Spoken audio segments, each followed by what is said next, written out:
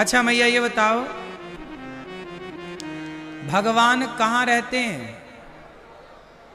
उत्तर दो, भगवान कहाँ हैं? जोर से मेरी माँ। ए मैया, कहाँ रहते हैं भगवान? कहाँ? सीने में? तो एक्सरा करा लो फिर। अंदर बैठे होंगे तो फोटो में तो आ ही जाएंगे एक्सरे में। कहाँ रहते हैं भगवान? यहाँ? एक्सरे में आए नहीं? तो कैसे कहते हो कि यहाँ है? भगवान कहाँ रहते हैं? हर जगह, कण कण में, सब जगह है। अच्छा ये बताओ, आप में से कितने लोगों ने भगवान को देखा है? भैया आपने भगवान को देखा है? नहीं। मैया आपने भगवान को देखा है? भैया लोग बताएंगे, दादाजी हमारे मित्र लोग, दादाजी सब लोग बताओ, आप लोगों ने भगवान को देखा है? जोर से। देखा है कि नहीं देखा? जिसने नहीं देखा वो हाथ उठाए। भगवान को किसने नहीं देखा वो हाथ उठाए। जिसने नहीं देखा वो लोग हाथ उठाएं। आप लोग अभी तो कह रहे थे नहीं देखा, तो हाथ उठाओ। नहीं देखा? देखो, आप लोग कह रहे हैं कि हमने भगवान को नहीं देखा, तो ये बताओ आप लोग मंदिर जाते हो कि नहीं? तो किसे देखने जाते हो? पक्का पड़ोसन को देखने जाते होंगे। हाँ? तो मंदिर गए थे तो किसे देखने गए थे? जोर से। मंदिर में कौन है? अभी तो आप कह रहे हैं कि हमने भगवान को नहीं देखा, तो फिर मंदिर क्यों जाते हो? मतलब मंदिर में बैठे हुए को आप भगवान मानते ही नहीं, आप तो उसे पत्थर की मूर्ति मानते हैं। आपको लगता है ये तो पत्थर है। देखो भैया, मेरी प्रार्थना सुनो। यहाँ जो व्यवस्थापक हैं, कार्यकर्ता, उनसे मेरी प्रार्थना है कि जब पीछे जगह थी तो ये माताओं को पीछे बिठाते, कोई व्यवस्थापक को खड़ा होना पड़ता है। लोग आते हैं तो उनको पीछे बिठाते चलते। ये जगह खाली रहती तो यहाँ से आना जाना बना रहता। कथा में ना शोर ना करो। 3 घंटे बिल्कुल शांत मन से चित्त लगा के सुनो। कार्यकर्ताओं को देखो, सभी लोग जो आ रहे हैं, यहाँ तो भीड़ हो गई, पीछे अभी जगह है। सबको पहले से व्यवस्थापकों को व्यवस्था बनानी चाहिए। हाथ जोड़ के सभी भक्तों को पहले वहाँ बिठाओ। अब सब यहीं खड़े होंगे तो शोर यहीं होगा, आगे आगे।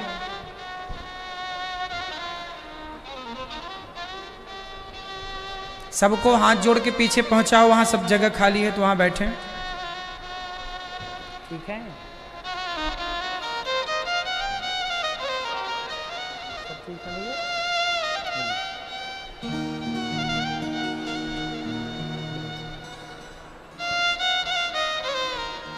सब लोग, मेरी प्रार्थना है, चुप रहिएगा, शांत।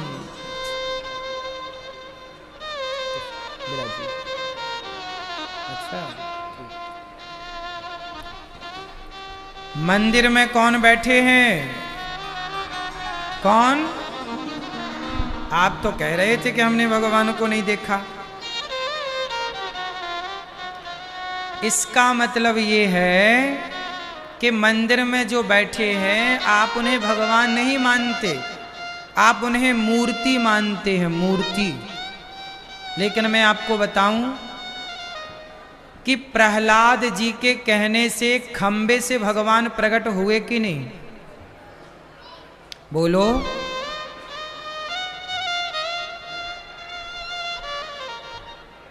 प्रहलाद जी के कहने से भगवान कहां से प्रकट हुए?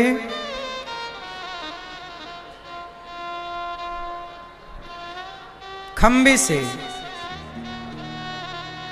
इसलिए कहता हूं भगवान मंदिर में नहीं होते। आपने कहा ना कि भगवान कण कण में होते हैं, तुम्हें मंदिर में तो भगवान नजर आए नहीं तो कण कण में क्या नजर आएंगे? आपने कहा कि हमने भगवान को नहीं देखा, तो जब मंदिर में तुम्हें नजर नहीं आ पाए तो कण कण में तो कब नजर आएंगे? कबीरदास जी से पूछ लेते हैं कि कहाँ हैं भगवान। कबीरदास जी कह रहे हैं, जरा सुनो। मोकू कहाँ तू ढूंढे बंदे, मैं तो तेरे पास में। ना तीरथ में, ना मूरत में, ना एकांत निवास में, ना मंदिर में, ना मस्जिद में, ना कावे कैलाश में, मोकू कहाँ तू ढूंढे बंदे, मैं तेरे विश्वास में। मोकू कहाँ तू ढूंढे बंदे, मैं तेरे। प्रहलाद जी को विश्वास था तो खंबे से भगवान प्रकट हो गए। आपको भी विश्वास होगा तो मंदिर में भगवान का दर्शन हो जाएगा, पर विश्वास नहीं है तो मूर्ति दिखती है। फिर आप कहते हो जी हमने तो भगवान को देखा ही नहीं। ना मैं जप में, ना मैं जप में, ना मैं तप में, ना व्रत में उपवास में, ना मैं क्रिया क्रम में रहता, ना ही योग संन्यास में, मोकू कहाँ तो ढूंढे बंदे, मैं तेरे विश्वास में।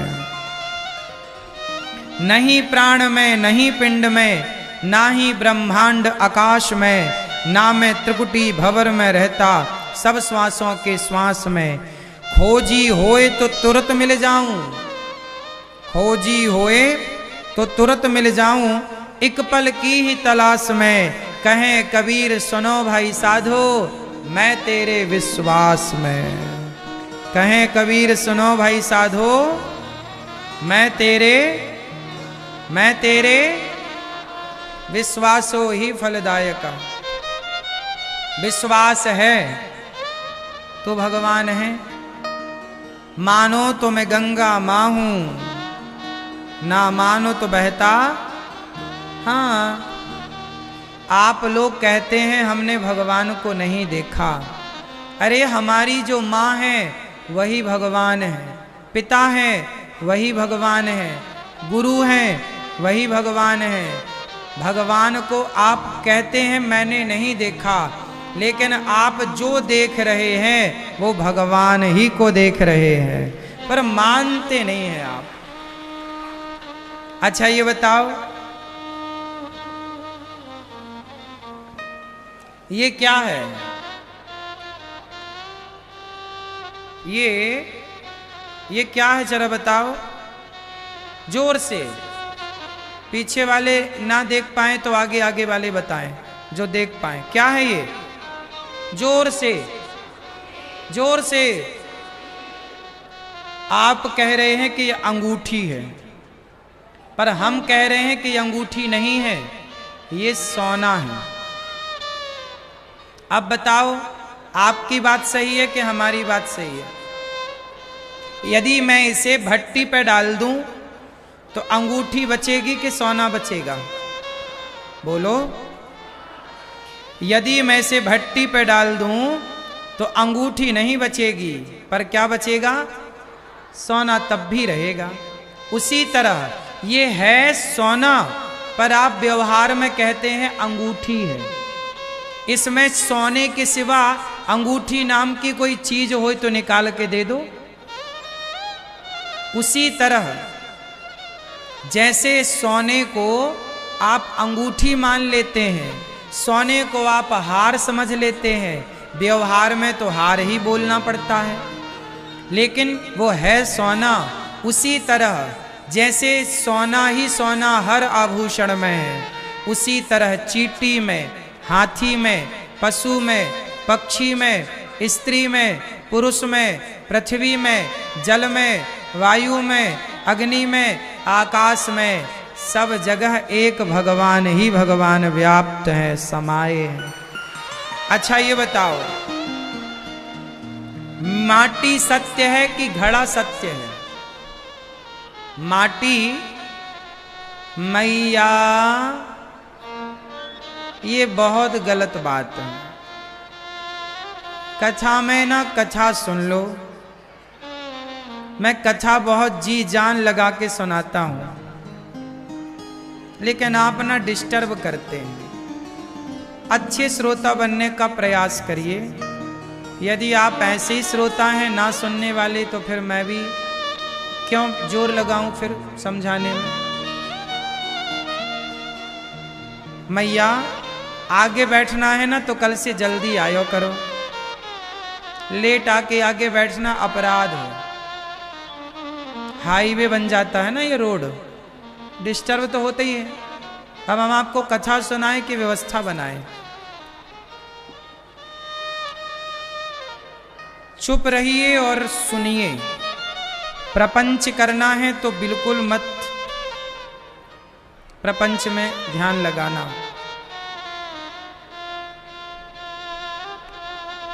है ना।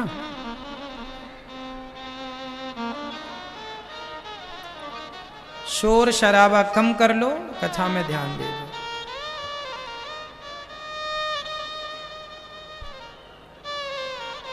अच्छा ये बताओ,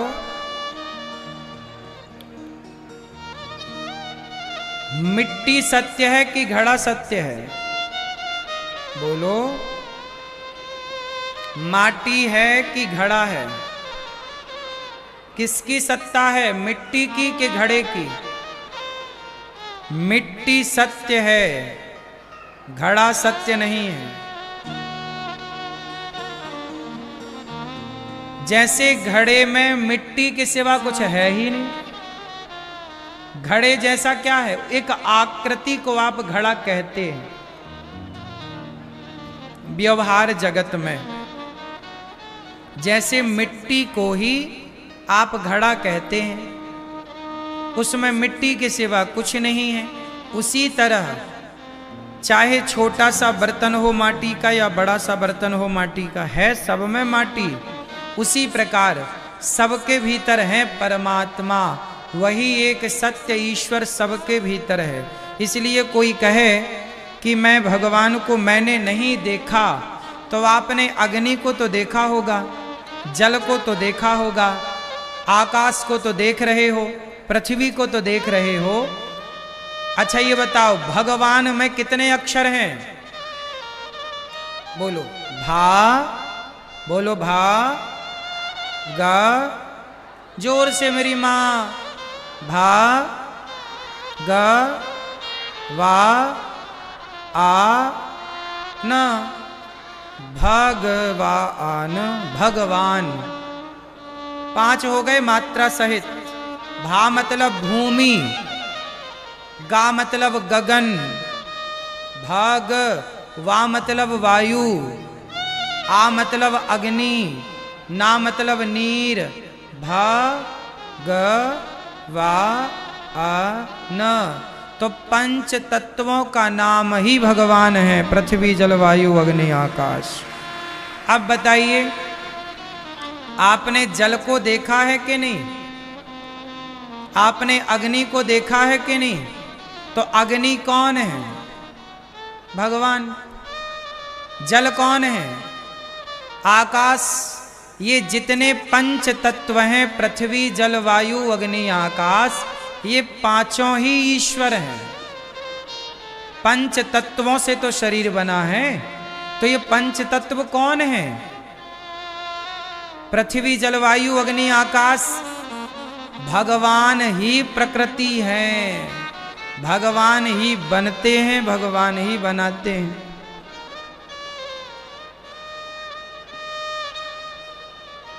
तो भगवान को हमने नहीं देखा, ऐसा कहना भी गलत है।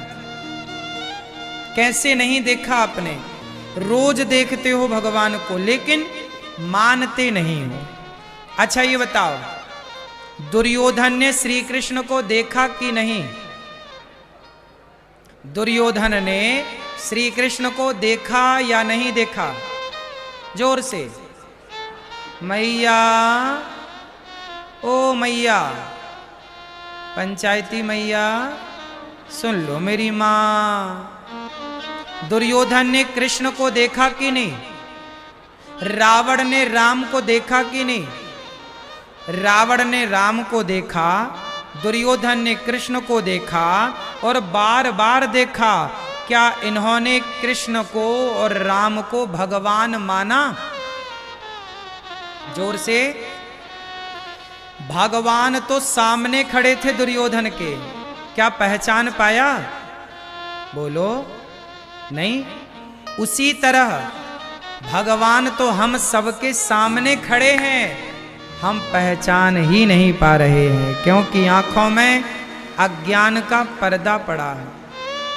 अर्जुन ने पहचान लिया, विभीषण ने पहचान लिया, राम तो रावण के सामने ही थे, कहां पहचान पाया? इसलिए तो कहते हैं भगवान को वही जान सकता है जिसे भगवान जनाना चाहें। सोई जाने जय देव जनाई, और जानत तुम्हें हुई जाई। भगवान सामने भी आकर खड़े हो जाएं हमारे और वो जनाना ना चाहें, तो हम पापी की आंखों में इतना बल कहाँ कि हम भगवान को पहचान सकें। वो तो भगवान स्वयं चाहेंगे तो हम उन्हें कुछ जान पाएंगे, कुछ पहचान पाएंगे, कुछ अनुभव कर पाएंगे। वरना आप तो कह ही रहे हैं कि हमने भगवान को नहीं देखा, जबकि आपने देखा है। इसलिए मंदिर जाओ तो इस भाव से मत जाओ कि ये पत्थर की मूर्ति है, इस भाव से जाओ कि यही भगवान है, इस रूप में भगवान है। अच्छा बताओ, कण कण में भगवान होते हैं कि नहीं? जोर से, यदि कण कण में भगवान है तो क्या पत्थर की मूर्ति कण कण से अलग है क्या? बोलो, यदि कण कण में भगवान है तो उस मूर्ति में भी तो भगवान है ना? नहीं है? लेकिन लोग कहते हैं तो पत्थर है। अरे भाई, हमारा भगवान ना चेतन के अंदर भी है और जड़ के भीतर भी है। सुनो, मैं जिस भगवान की पूजा करता हूं ना, मेरा भगवान तो कण कण में है, कण कण में, चाहे वो चेतन हो, तुम्हारी माँ, तुम्हारा पिता चेतन है, मतलब चेतना है शरीर में, पेड़ पौधे चेतन है, वनस्पति चेतन है, चींटी हाथी चेतन है, इन सबके भीतर भी ईश्वर है। और जो जड़ पदार्थ हैं, जड़ जैसे पत्थर है, मिट्टी है, ये जड़ पदार्थ हैं, इनमें भी ईश्वर है। मैं जिस परमात्मा की पूजा करता हूं, मैं जिस ईश्वर की आराधना करता हूं, मेरा भगवान जड़ के भीतर भी है और चेतन के भीतर भी समान रूप से विद्यमान है। अब आप लोग बताओ कि आप जिस भगवान की पूजा करते हो वो कहां रहता है? बोलो, आप किस भगवान की पूजा करते हैं?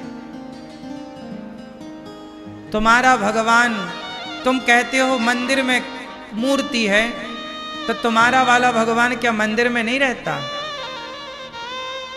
हमारा वाला भगवान तो माँ के भीतर भी रहता है, पिता के भीतर भी रहता है, चींटी के भीतर भी रहता है, हाथी के भीतर भी रहता है, पेड़ पौधों के भीतर भी रहता है और पत्थर मिट्टी के भीतर भी रहता है।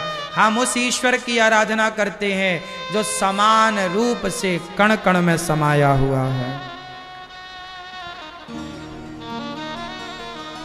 दही के किस कण में मक्खन नहीं है, ये बताओ? दही के किस कण में मक्खन नहीं है? क्या दही का कोई ऐसा कण है जहां मक्खन ना हो? उत्तर दो।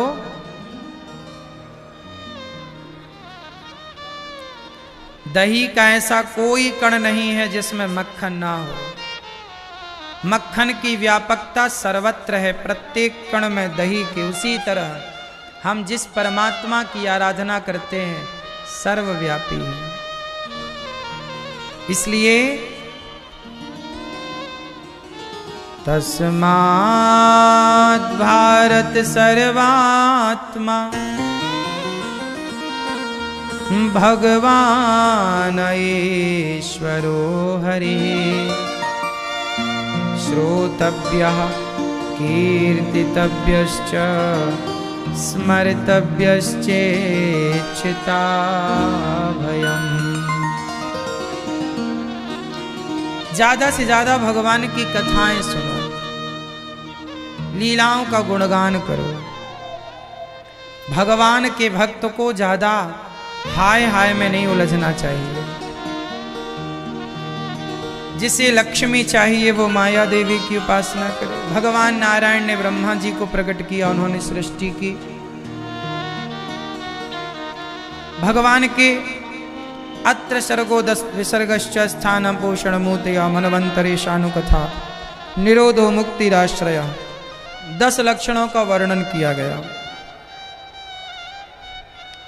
जब भगवान अपनी लीला पूरी करके गए तो विदुर जी महाराज ने मैत्रेय जी से प्रश्न किया कि भगवान ये सृष्टि बनाते हैं, उत्पन्न करते हैं, किस तरह करते हैं? भगवान नारायण की नाभि से कमल, कमल में ब्रह्मा जी के शरीर से मनु और शत्रुपा का प्राकट्य होता है। मनु शत्रुपा की 3 बेटियां हैं और 2 बेटे हैं, आकुति, देवहूति और प्रसूति। अच्छा बताओ, इस संसार में पहले स्त्री आई कि पुरुष आया? भैया, इस संसार में पहले कौन आया, स्त्री या पुरुष? जोर से मैया, पहले कौन आया? कौन आया मेरी मां? स्त्री। हां, इस सृष्टि में सबसे पहले स्त्री का प्राकट्य हुआ, स्त्री का जन्म हुआ, फिर पुरुष। इसलिए स्त्री का नाम पहले है, सीता का नाम पहले, राम का नाम बाद में, सीताराम। राधे पहले, कृष्ण बाद में, राधे कृष्ण। लक्ष्मी पहले, नारायण बाद में, लक्ष्मी। गौरी पहले, शंकर बाद में, गौरी शंकर। माता पहले, पिता बाद में, माता पिता। क्यों? क्योंकि पहले स्त्री का जन्म हुआ। पहली स्त्री का नाम है आकुति, दूसरी स्त्री देवहूति, तीसरी प्रसूति, 2 बेटे बाद में, पुरुष बाद में, प्रियव्रत उत्तानपाद। आकुति का विवाह रुचि प्रजापति से हुआ, देवहूति का विवाह करदम जी से हुआ। करदम जी की पत्नी करदम जी का विवाह माता देवहूति से हुआ। करदम जी ने एक विमान की रचना की। सबसे पहला विमान किसने बनाया? करदम जी ने। क्या नाम था? कामग विमान। फिर बाद में विमान बना पुष्पक विमान। हमारे पुराणों में विज्ञान का कितना गहरा संबंध है कि हमारे पुराणों में विज्ञान, देखिए, विमानों की बातें हमारे पुराणों में है। मतलब हमारा भारत कितना विकसित था, उस जमाने में भी विमान हुआ करते थे। हाँ या ना? पुष्पक विमान की चर्चा है कि नहीं? बोलो हाँ कि ना? विमानों का उल्लेख है या नहीं? जोर से। मैया, क्या बोलती तू?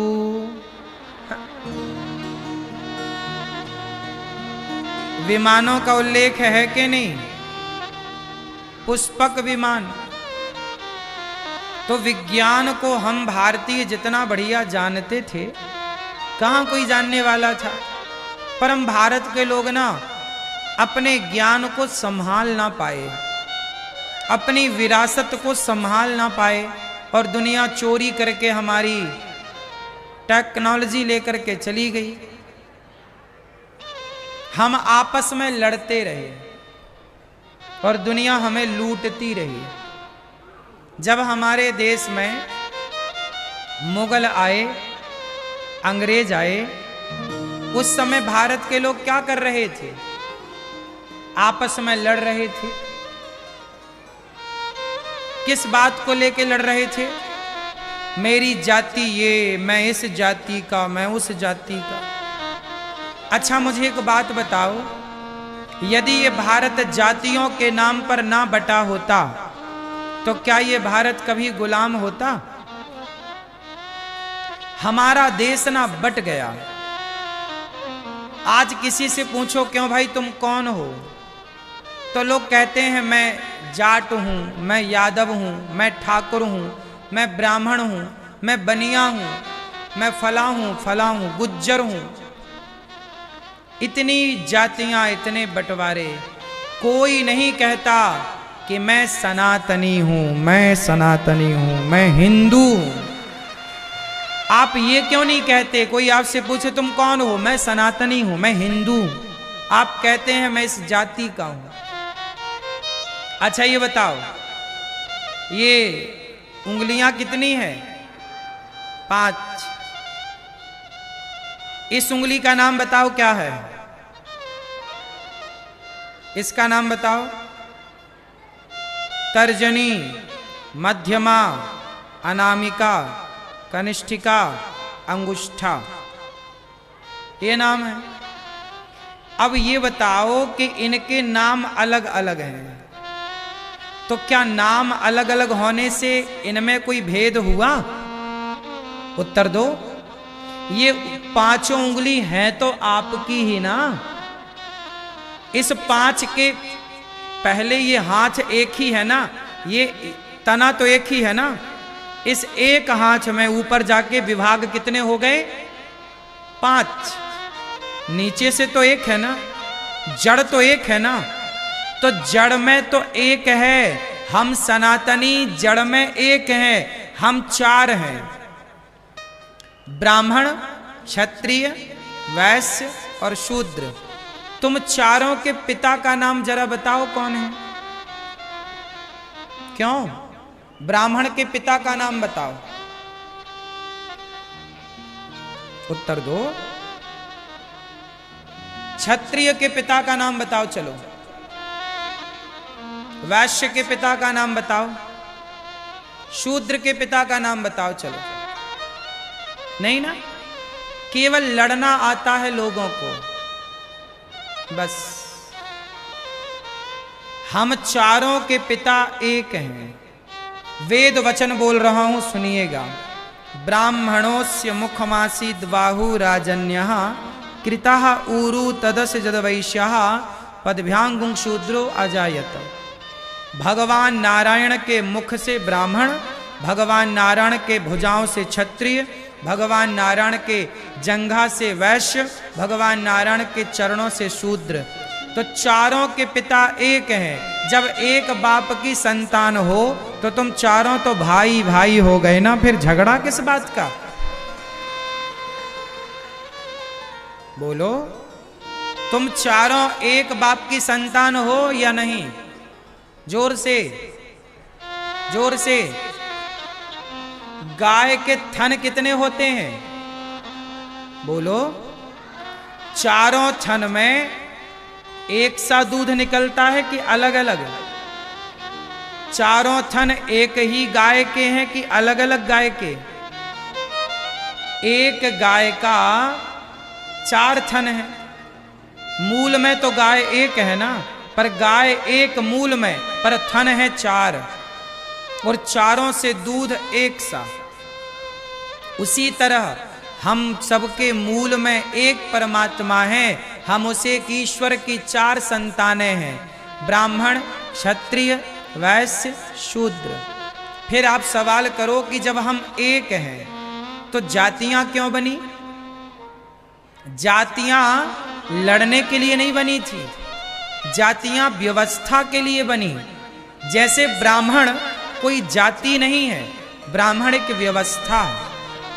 क्षत्रिय कोई जाति नहीं है, क्षत्रिय एक व्यवस्था है। वैश्य कोई जाति नहीं है, वैश्य एक व्यवस्था है। शूद्र कोई जाति नहीं है, शूद्र एक व्यवस्था है।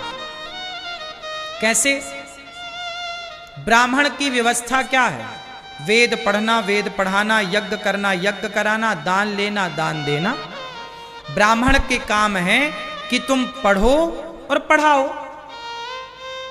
पढ़ो और पढ़ाओ, यज्ञ करो, यज्ञ कराओ, अच्छे काम करो, अच्छे काम कराओ।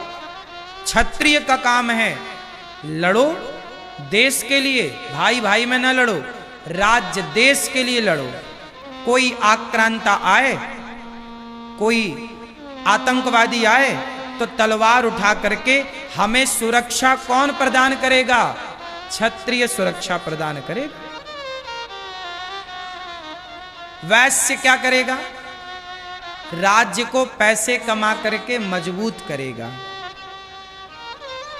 वैश्य जाएगा व्यापार करेगा। वैश्य का काम है व्यापार करना, पैसे कमाना और आर्थिक रूप से राज्य को, देश को मजबूत करना। शूद्र का काम क्या है?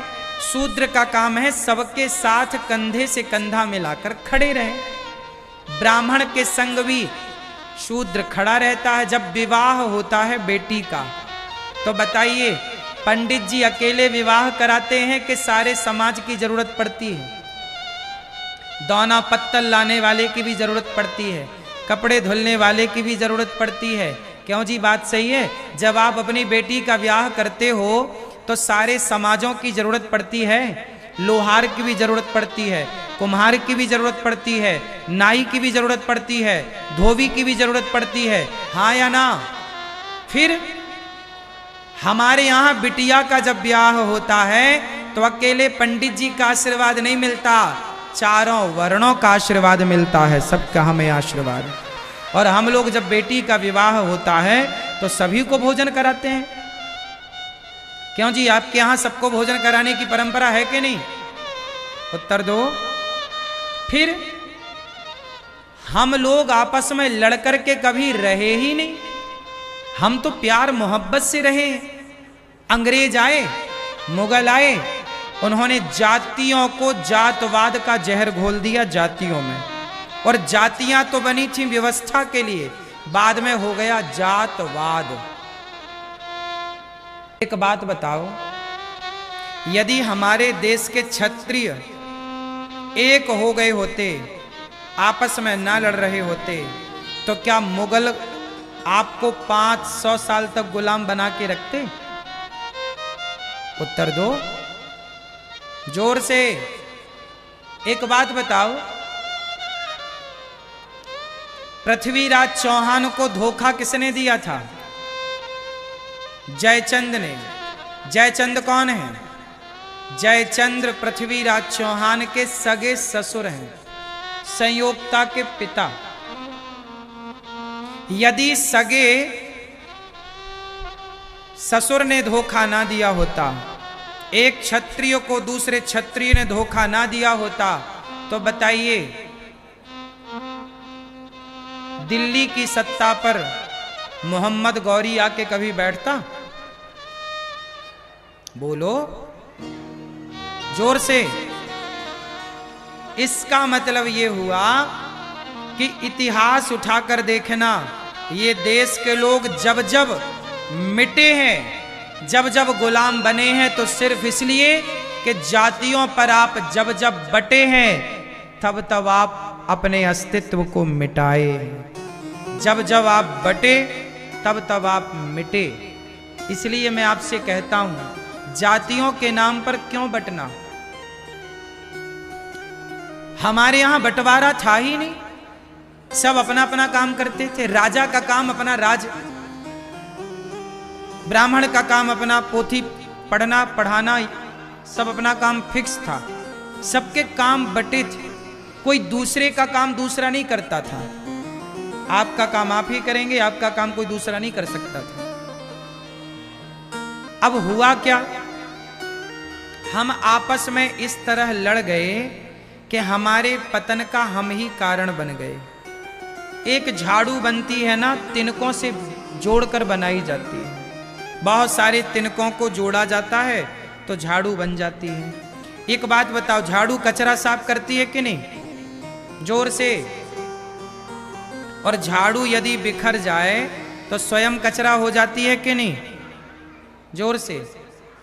फिर जहां सुमति तहां संपत्ति नाना, रामचरितमानस में लिखा, जहां सुमति तहां संपत्ति नाना, जहां कुमति तहां विपत्ति निदाना।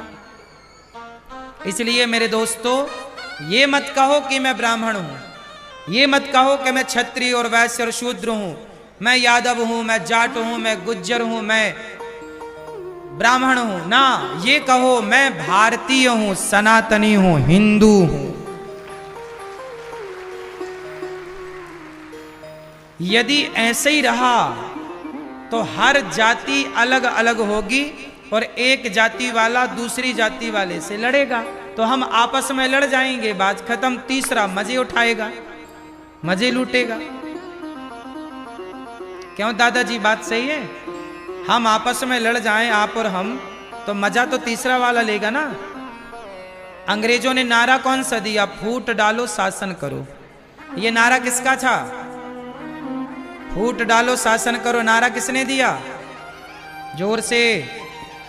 अंग्रेजों ने नारा दिया कि फूट डालो शासन करो, मतलब आपस में लड़ाओ और मजे लो।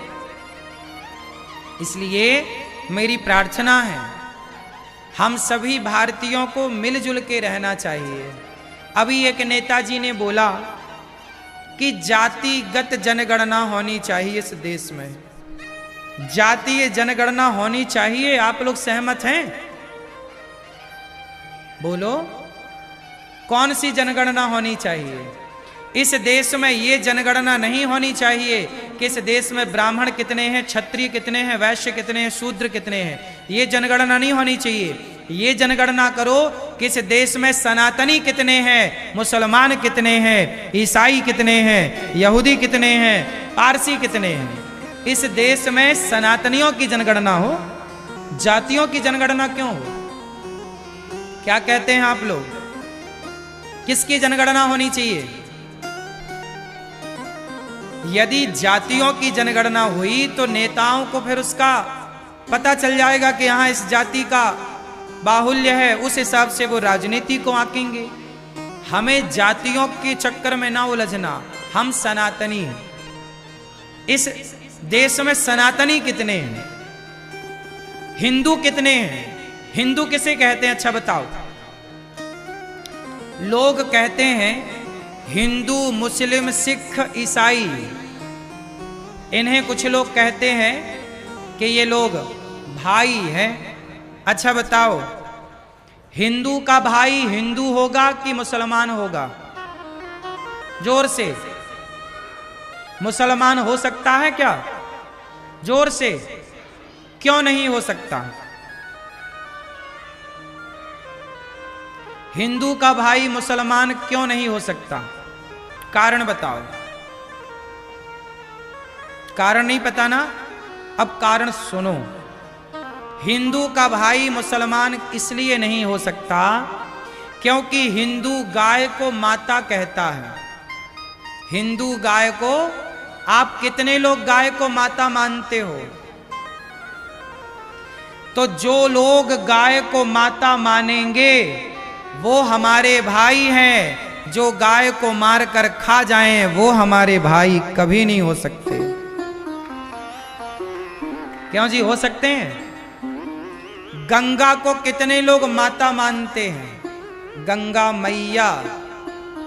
जो गंगा को माता माने वो हमारे भाई होंगे, जो गंगा को माता ना माने वो हमारे भाई नहीं हो सकते। भारत माता को कितने लोग माता मानते हैं? भारत माता की कितने लोग इस देश को अपनी मां मानते हैं? जो भारत को अपनी माता माने वो हमारा भाई हो सकता है, जो भारत को मां ना माने वो कदापि हमारा भाई क्यों हो सके भाई? अच्छा ये बताओ, गाय को माता ब्राह्मण मानता है कि नहीं? जोर से। क्षत्रिय मानता है कि नहीं? वैश्य मानता है कि नहीं? शूद्र मानता है कि नहीं? तो ब्राह्मण, क्षत्रिय, वैश्य, शूद्र ये हमारे भाई हैं क्योंकि गाय को ये सब लोग माता मानते हैं। जो गाय को माता माने वो सनातनी, वो हिंदू है, हम उसे अपना भाई कहें, सबको भाई कैसे कह देंगे?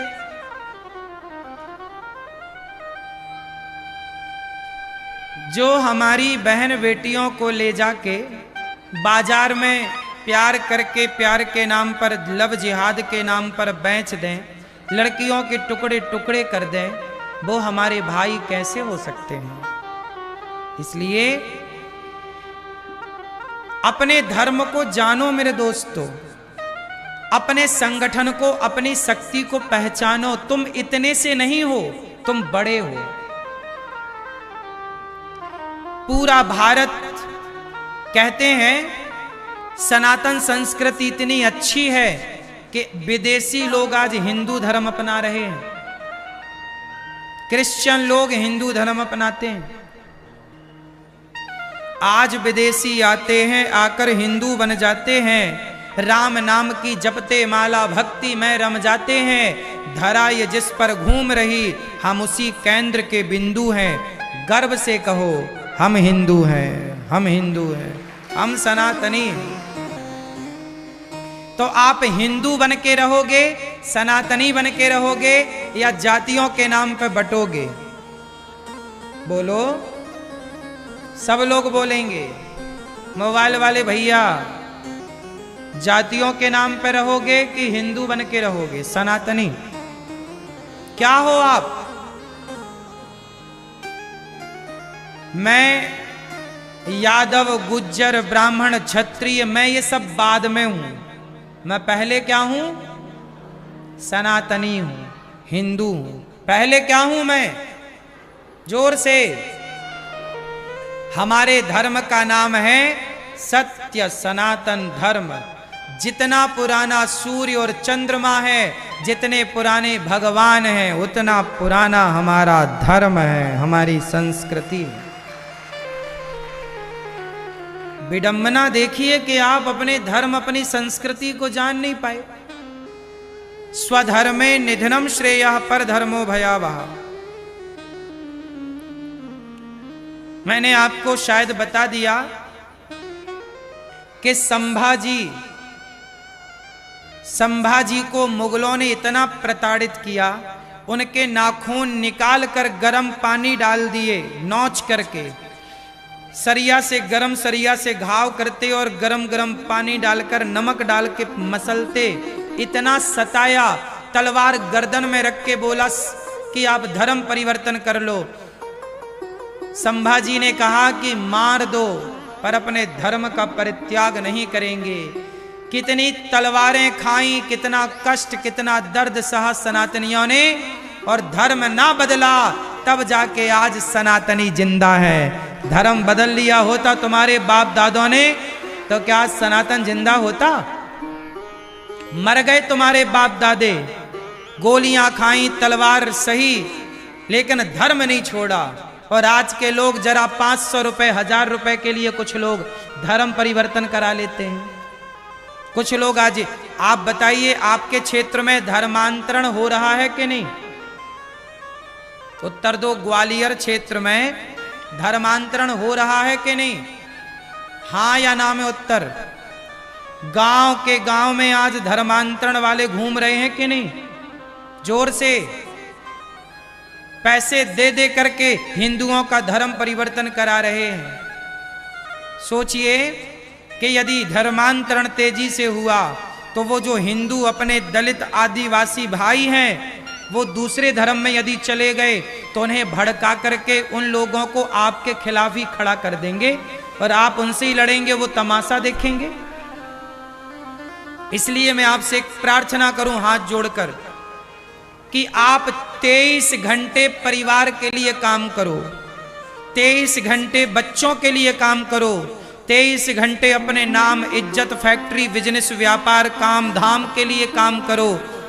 लेकिन 1 घंटा निकालो और 1 घंटा अपने सनातन धर्म का प्रचार करने के लिए निकालो। जहां जाओ अपने धर्म की बात करो, अपने हिंदुत्व की बात करो, सनातन की बात करो। जहां धर्मांतरण हो रहा है वहां बैठो, उनको रोको कि भाई जो धर्म परिवर्तन कराने आए उनको अच्छे जूते से उनकी बढ़िया सेवा करो, तब जाकर के परिवर्तन रुकेगा, वरना तुम्हारी छाती पर धर्मांतरण हो रहा है।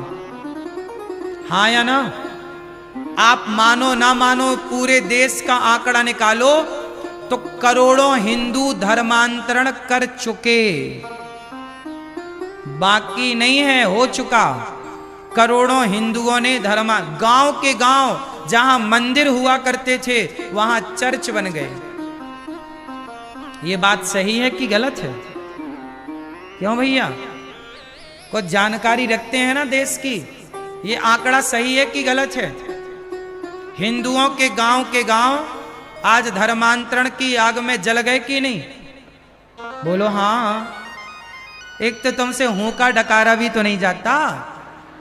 समस्या तो ये है कि तुम्हें तो मतलब ही नहीं है। महाराज जी हम तो अपना कमा रहे हैं, अपना खा रहे हैं, क्या मतलब? अरे पागल, जिस दिन खतरा आएगा इस देश में तो प्रत्येक घर में खतरा आएगा। कश्मीर से खदेड़े गए तो एक घर के लोग ना खदेड़े गए, कश्मीर के सभी हिंदू खदेड़े गए। तब तो शासन भी था, संविधान भी था, किसने रक्षा की? इसलिए मैं कह चुका हूं, पाकिस्तान से खदेड़े गए तो भारत आए, बांग्लादेश से खदेड़े गए तो भारत आए, कश्मीर से खदेड़े गए तो भारत के कोने कोने में गए। जिस दिन भारत से खदेड़े जाओगे कहां जाओगे? और आप इस घमंड में ना रहना कि नहीं जी ऐसा नहीं होगा। यदि नहीं जागे तो ऐसा होगा।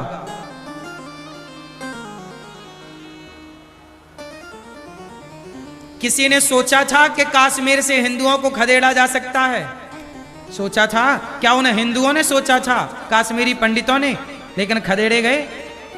इसलिए कहता हूं मेरे भारतीयों, अपनी बेटियों को झांसी की रानी बनाने का टाइम आ गया है, अपने बेटों को शिवाजी बनाने का टाइम आ गया है। अपनी आत्मरक्षा की बातें भी करना सीखिए, स्वावलंबी बनाइए, बेटियों को अब झांसी की रानी बनाइए आप कलेक्टर, IPS, IAS, लेकिन आत्मरक्षा, ताकि सड़क में राह में कल को तुम्हारी बेटी अकेली मिल जाए तो उसे कोई छेड़ ना सके, वो आत्मरक्षा तो कर सके, सुरक्षित घर से अपने बल पर जा सके, सुरक्षित अपने बल पर आ सके। कितने लोग मेरी बात से सहमत हैं? किस बात से सहमत हो कि एक दिन भारत से खदेड़ दिए जाओगे?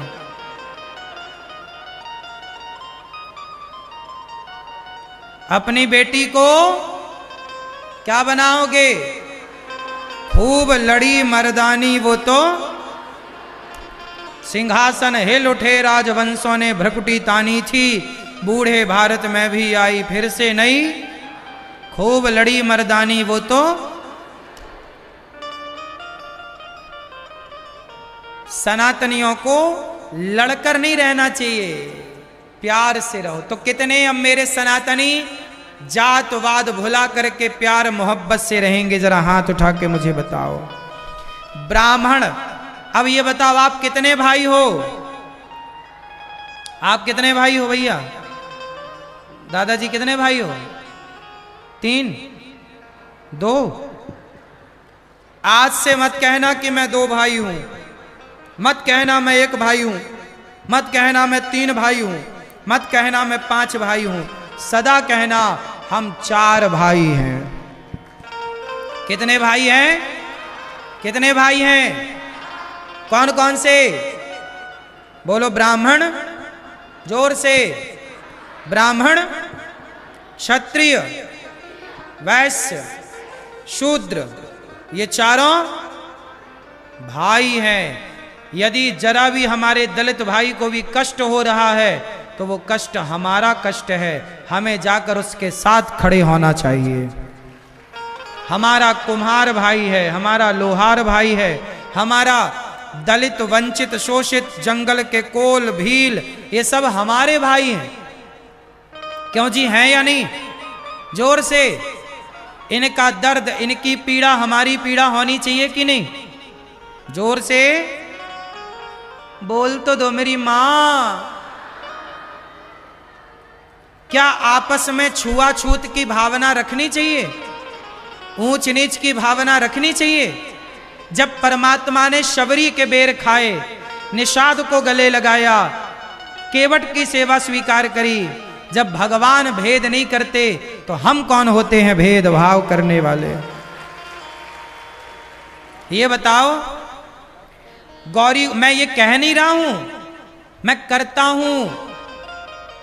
मैं भेदभाव का पूर्ण रूप से खंडन करता हूं। और मैं गौरी गोपाल आश्रम में, ये दास अनिरुद्ध आप सबका दास, गौरी गोपाल आश्रम आकर देखना, वहां पर माताएं रहती हैं। कोई ब्राह्मण माता है, कोई क्षत्रिय माता है, कोई वैश्य माता है, कोई शूद्र माता। मैंने किसी की जाति नहीं पूछी, सब माओं के पांव दबाकर मैंने सबकी सेवा की है।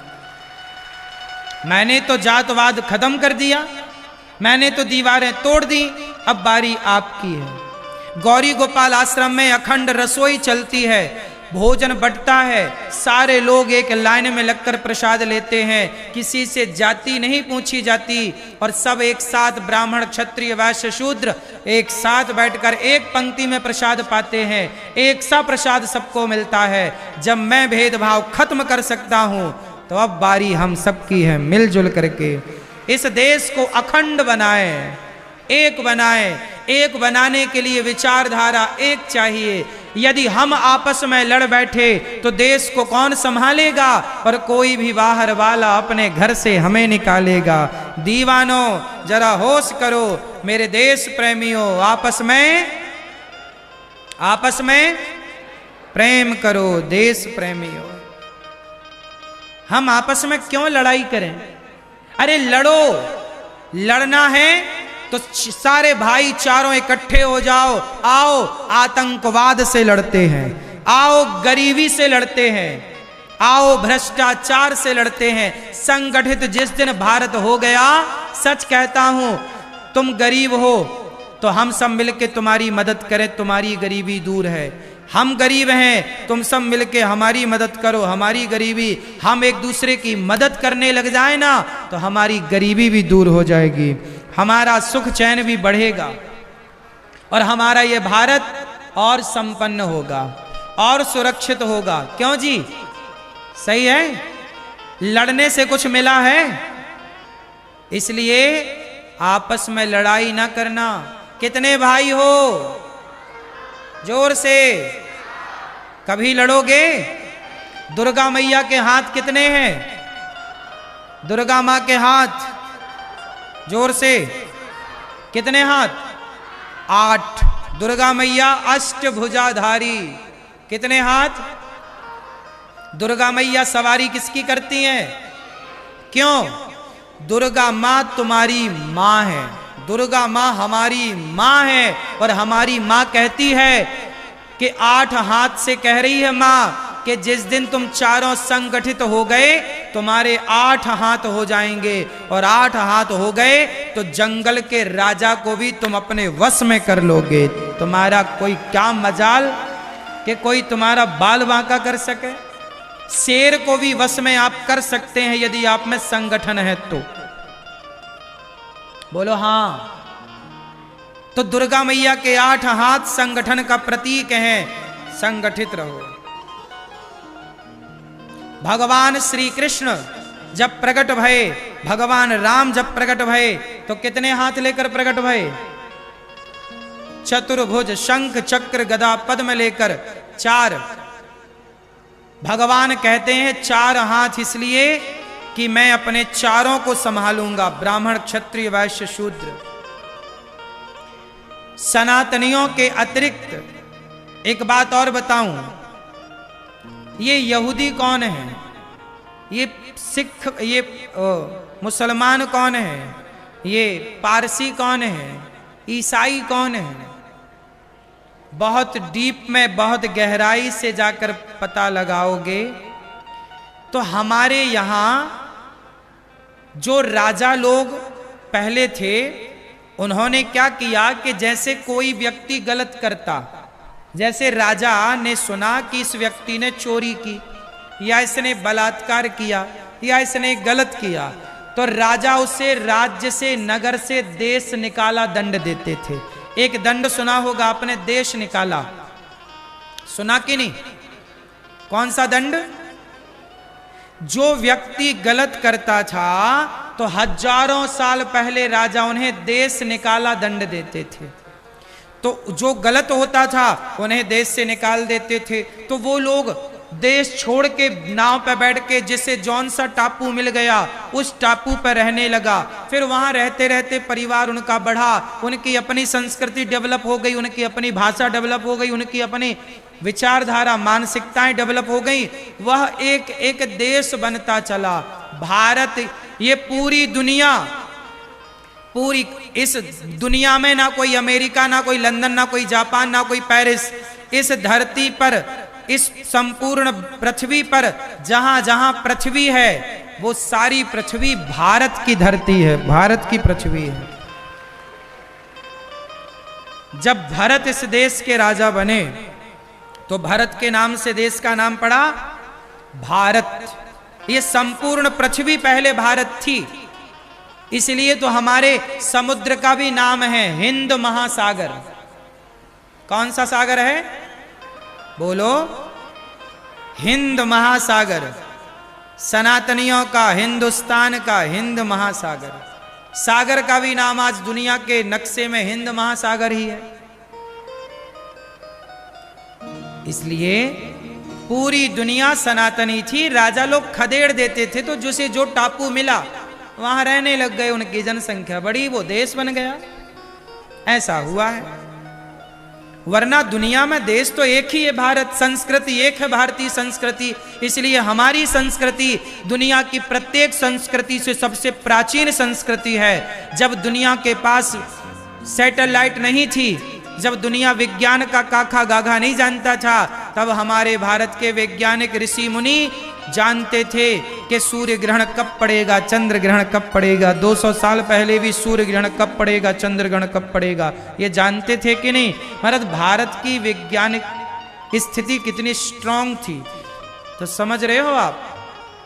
25 साल गृहस्थ में रहो, जब बेटी का, बेटे का विवाह हो जाए तो आप अपने मन को बेटी बेटा से हटाकर अब प्रभु में मन लगाओ, यही गृहस्थाश्रम है। लेकिन आप लोग मन को हटाते ही नहीं संसार से। बेटा बेटी होने के बाद पोता पोती में मन। करदम जी चले गए। माता देवहूति ने हाथ जोड़कर कपिल भगवान जी से कहा कि प्रभु मेरा मन बड़ा अशांत है, मन को शांत कैसे करूं, उपाय बताइए। अच्छा ये बताओ, आप में से कितने लोगों का मन चंचल है? कितने लोगों का मन परेशान करता है? हाथ उठा के बताओ। जिसका मन चंचल है, परेशान करता, वो हाथ उठाएं। मैया, हाथ उठाने का बोला था मैया, तुम तो पूरी उठ गई। अच्छा चल भी पड़ी। लो, एक तो ये और दिक्कत है, हाथ उठाने का कहो तो मैया को बुराई लग जाती है।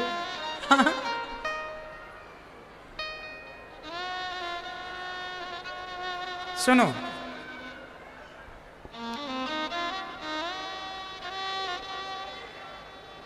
मन, सबका मन चंचल है। कितने लोगों का मन चंचल है? सबका। शर्माते क्यों हो? सबका मन चंचल है, सबका मन परेशान करता है। चाहे बच्चे हों, बूढ़े हों, स्त्री हों, पुरुष हों, सबका मन परेशान करता है। सबका मन ही चंचल है मेरी मां। अच्छा एक बात बताओ, आप में से कितने लोग मन की चंचलता को मिटाना चाहते हैं? कितने लोग मन की चंचलता मिटाना चाहते हैं? कंट्रोल करना है मन को। यदि मन को कंट्रोल करना है तो कुछ उपाय बता रहा हूं, कर लीजिएगा। अच्छा एक बात बताओ, मंदारी जो है वो बंदर को वश में कर लेता है कि नहीं? पंचायती भैया, सुन लो प्रभु,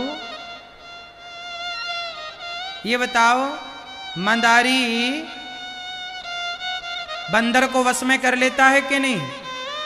जोर से, कैसे करता है बताओ?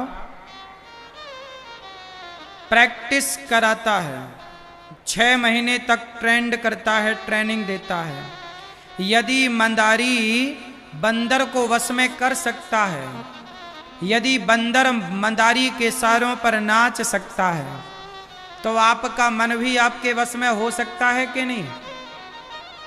जोर से। मन वश में जिसके, अच्छा मन को वश में होना चाहिए। आप मन के वश में हैं कि मन आपके वश में है? मन आपका गुलाम है कि आप मन के गुलाम हैं?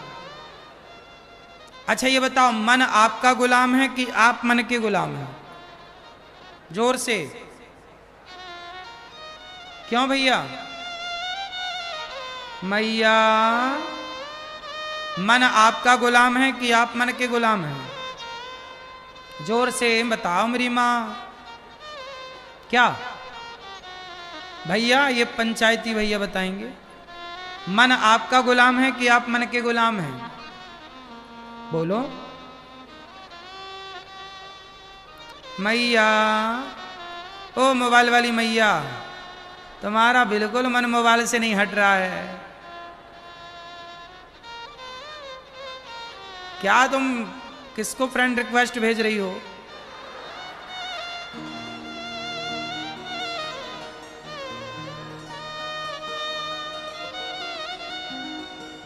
चलो बताओ, मन आपका गुलाम है कि आप मन के गुलाम हैं? बोलो।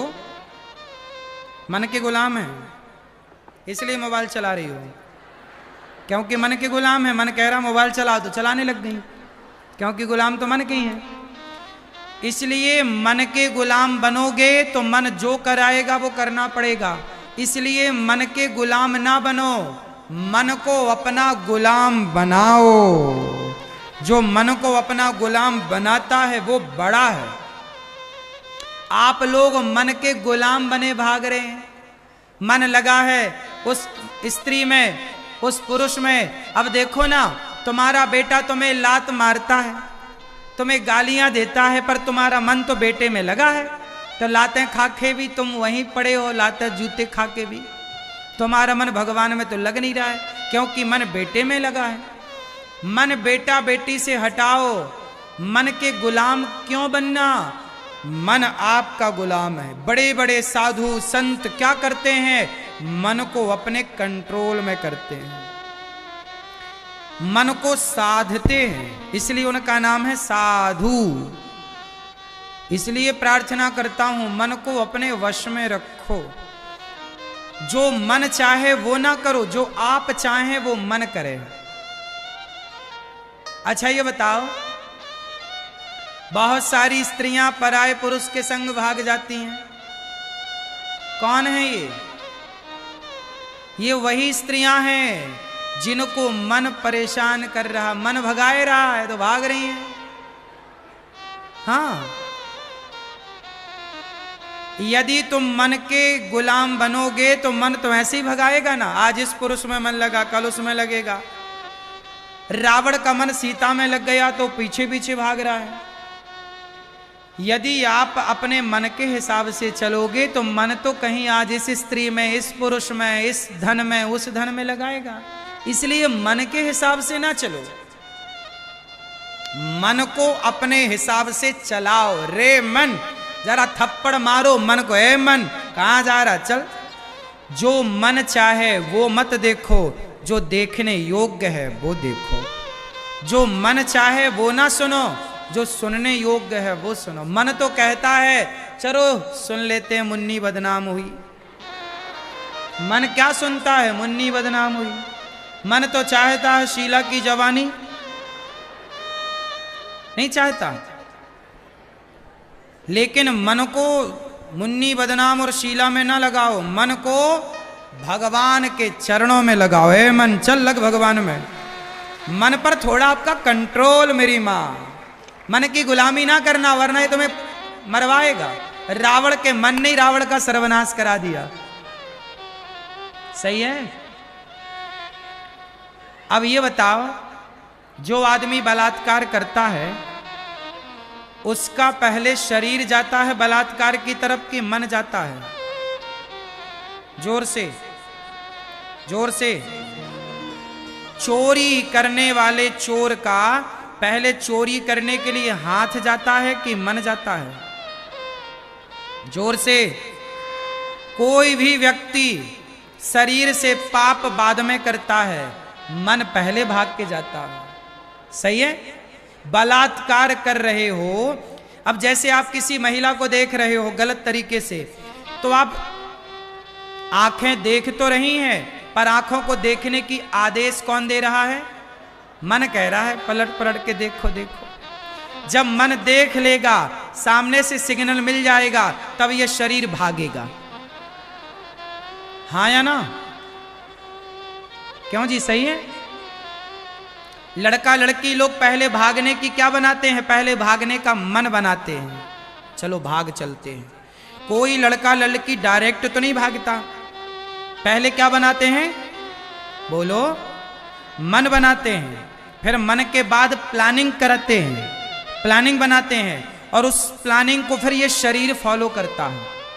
तो शरीर बाद में है, मन। बात सही है कि नहीं?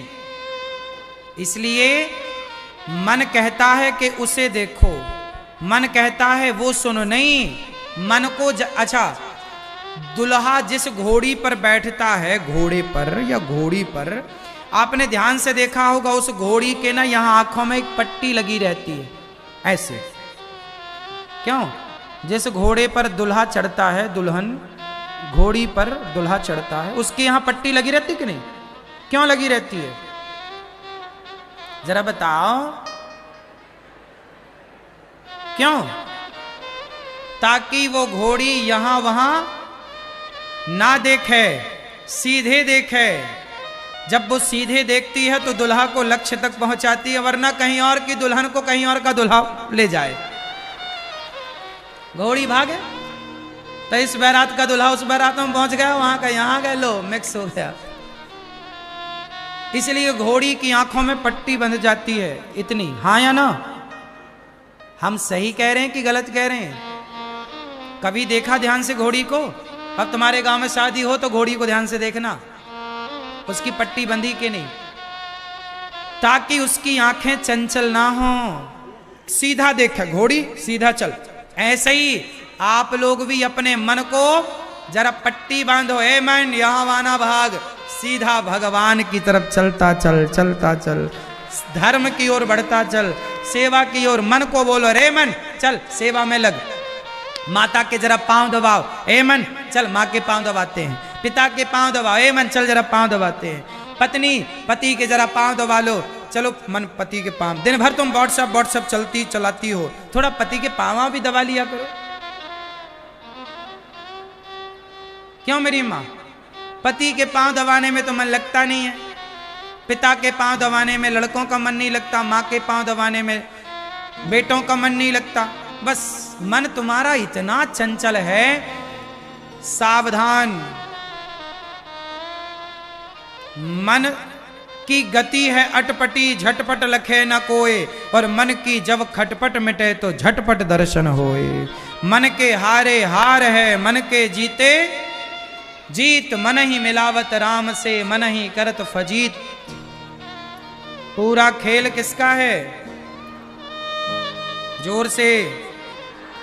कोई लड़की कोई लड़का गलत नहीं होता, मन गलत करता है, मन गलत कराता है। सही है। इसलिए कहता हूं मन को साधो अपने कंट्रोल में।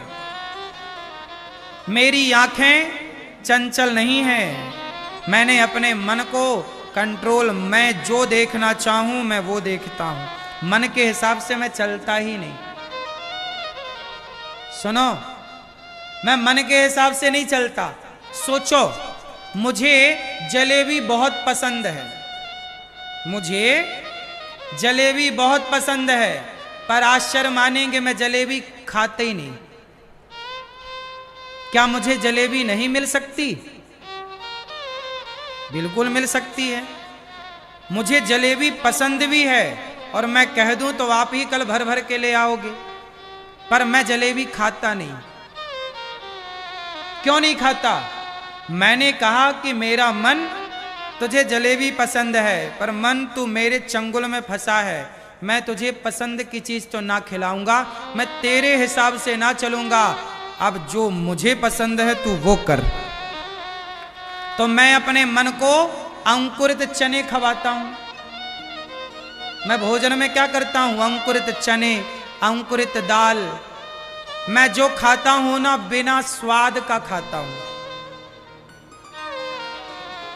मैं स्वाद के चक्कर में पड़ूंगा तो मैया तुम्हारी तरफ गुब्बारा हो जाऊंगा।